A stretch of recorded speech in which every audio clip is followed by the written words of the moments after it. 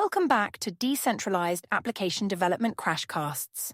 I'm Sheila, and as always, I'm joined by my co-host, Victor. Before we dive in, I want to remind our amazing listeners that if you're enjoying our show, please take a moment to rate us on your podcast platform. Your support means the world to us. Absolutely, Sheila. Every rating helps us reach more developers interested in decentralized technologies.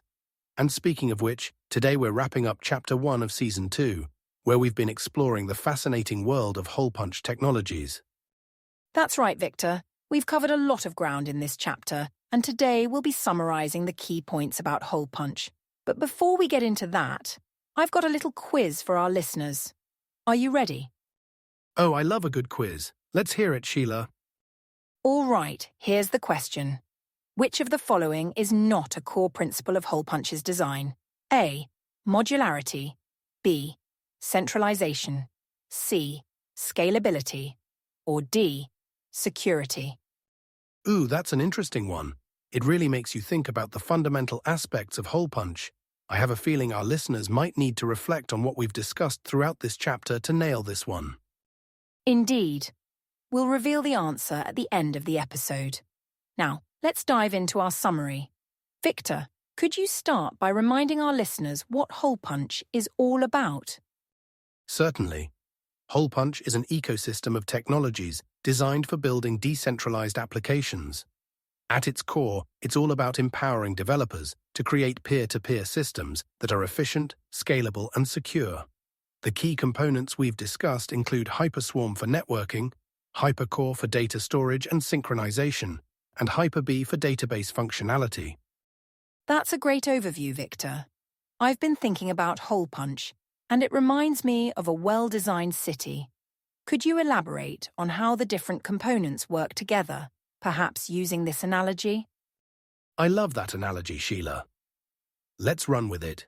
If Holepunch is a city, then Hyperswarm would be like the road network, connecting different parts of the city and allowing for efficient transportation. Hypercore would be the foundation and infrastructure, providing stable support for everything built on top.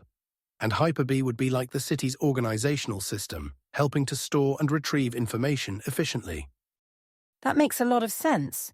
So, in this city analogy, what would represent the design principles of Holepunch? Great question.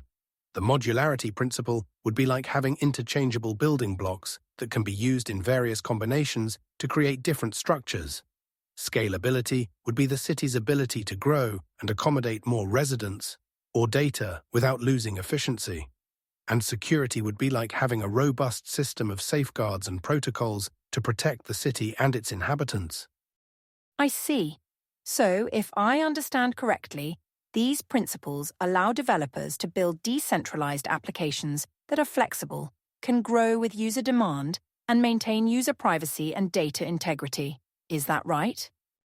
Exactly, Sheila. You've hit the nail on the head.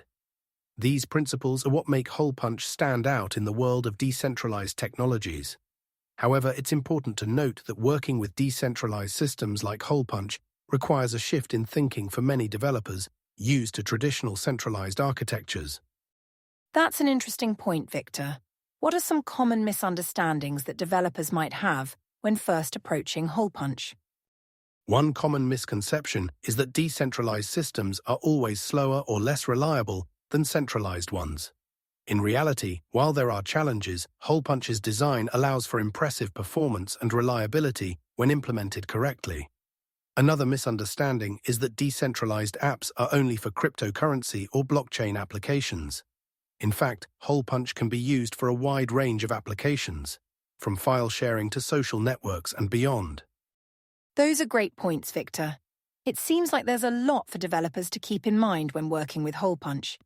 Do you have any tips or best practices for those just starting out? Absolutely. First and foremost, I'd recommend really getting to grips with the peer-to-peer mindset. Understand that in a Holepunch app, every user is potentially both a client and a server. Also, make sure to leverage the modularity of Holepunch. Start with the core components and add complexity as needed. And always keep security in mind from the beginning, as it's a crucial aspect of decentralized systems. Those are excellent tips, Victor. Now, before we wrap up, Is there an interesting fact about Holepunch that our listeners might find surprising?